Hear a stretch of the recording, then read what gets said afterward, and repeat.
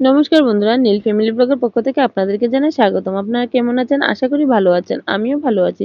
চলুন বন্ধুরা, আজকের ভিডিওটা আমি এখান থেকে শুরু করলাম। এটা ছিল শ্রাবণ মাসের লাস্ট সোমবারের একটা ভিডিও।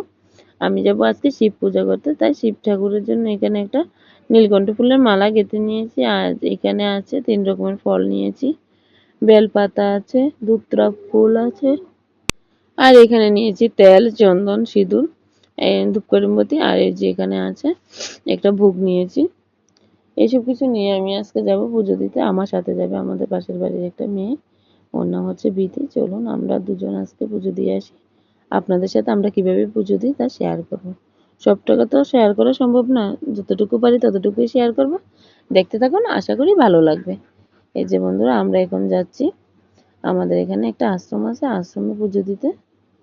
চলুন আপনারা আপনাদের সাথে আমরা কি কি করি না করি তা আপনাদের সাথে শেয়ার করছি।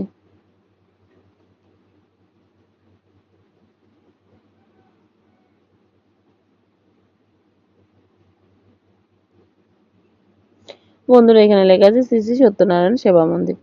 এখানে এটা কিন্তু রাম ঠাকুরের একটা মন্দির বা আশ্রম, যাই বলেন, আমরা রাম ঠাকুর আশ্রমে বলি। এখানে আছে, এখানে একটা শনি ঠাকুর।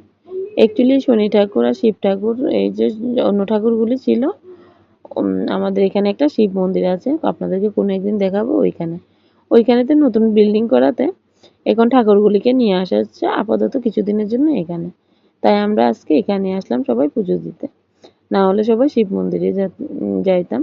ওইখান থেকে আমাদেরকে এখন এখানে পুজো দিতে হয়।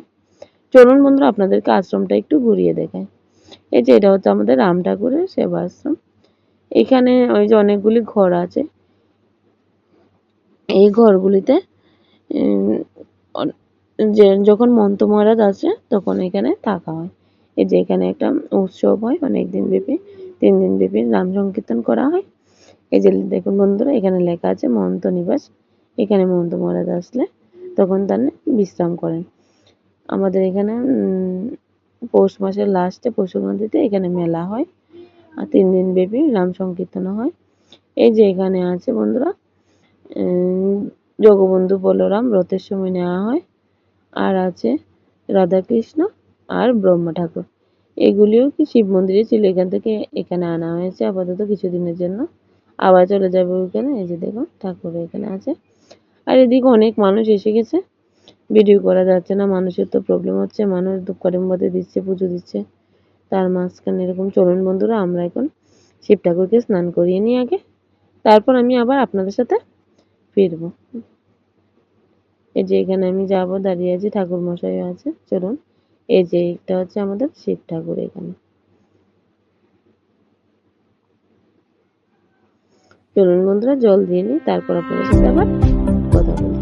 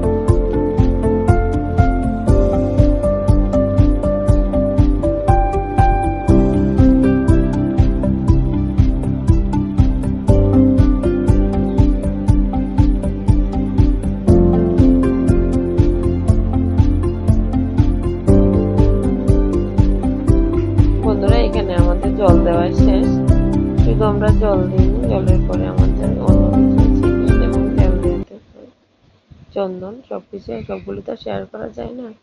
অনেক মানুষ দেখুন, এখানে আমরা ভোগ দিয়ে দিয়েছি, ঠাকুর মশাই পুজো করবে, তাই আমি যতটুকু পারলাম একটু একটু শেয়ার করে নিলাম।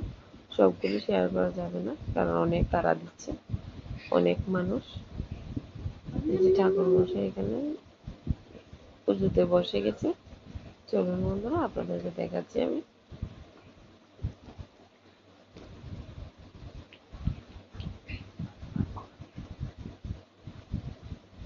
এই ঠাকুর সবসময়, এই ঠাকুরটি আমাদের এখানে প্রত্যেক সোমবারে পুজো করে।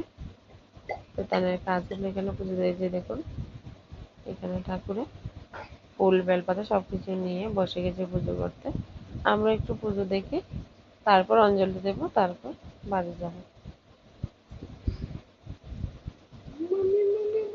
বন্ধুরা চলুন একটু রাম ঠাকুর আশ্রমটা ঘুরে আসি। এই যে দেখুন পাশে যে রাম ঠাকুর মন্দিরটা ছিল আপনাদেরকে দেখাচ্ছি। ঠাকুরের সেবা হয়ে গেছে, তাই এখানে তালা ঝুলানো, দরজাটা খোলা যাবে না। এটা সবসময় এইভাবে সাজানো থাকে, খুব সুন্দর লাগে আমার কাছে। আমি যখনই আসি তখন এখানে অনেকক্ষণ সময় থাকি। দেখুন খুব সুন্দরভাবে সাজিয়ে রেখেছে আশ্রমটাকে।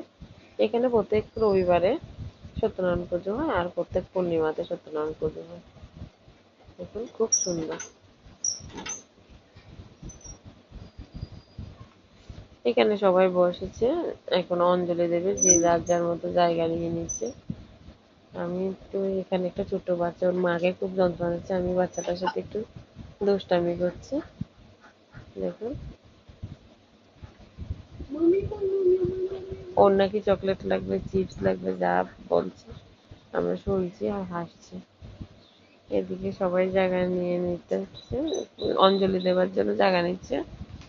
আমরা এখানে বসে আছি পিছনে, আমরাও যাব।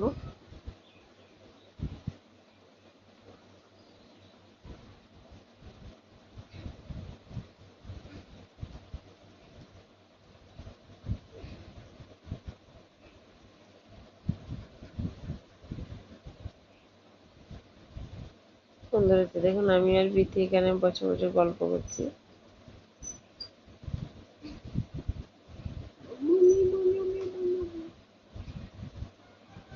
চলুন বন্ধুরা এখন অঞ্জলি দেওয়া যাক। আমার এই ছোট্ট ভিডিওটা আপনাদের কেমন লাগে? যদি ভালো লেগে থাকে লাইক কমেন্ট শেয়ার করে দেবেন, আমার এই চ্যানেলটাকে সাবস্ক্রাইব করে দেবেন। ভালো থাকবেন, সুস্থ থাকবেন, সাবধানে থাকবেন। ফিরছি নতুন কোনো একটা ভিডিওতে আপনাদের সাথে। চলুন বন্ধুরা এখন অঞ্জলি দিদিকে আমার এই ভিডিওটাকে শেষ করি। আপনারাও দেখতে, আপনারা পাশে থাকুন আর আমাকে কমেন্টে জানাবেন আপনারা কে কীভাবে এই পুজোটা করেন। ততক্ষণ